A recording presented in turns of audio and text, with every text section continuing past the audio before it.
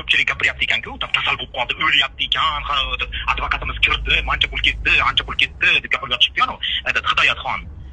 Shunga aytmoqchiman, hech qanaqa kasal bo'lganim yo'q. Hammasi go'zallikdan, xudo xolasa больницада raport kelsa, tashqarida ko'rishamiz. Alaykum hammaga, qanaqasizlar? Biz kutgan kun keldi.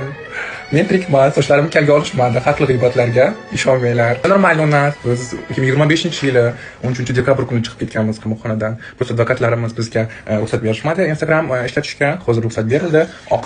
Oqlandi degan qog'ozlarimiz bor qo'llarimizda. Hech qanaqa aybsiz, даже sud qilmasdan bizni qo'yib yuborishdi. Sizlarni yaxshi ko'raman.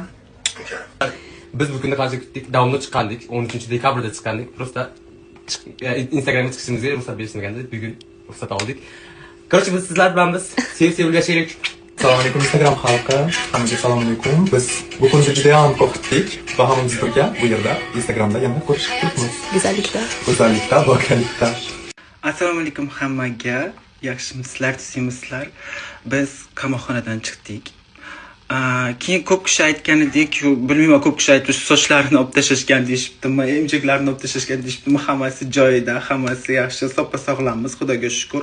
O'zi aslida 2000 demaylik. O'zi aslida dekabr, 13-dekabrda chiqqandik. Prosta internetga qo'yish kerak emas edi.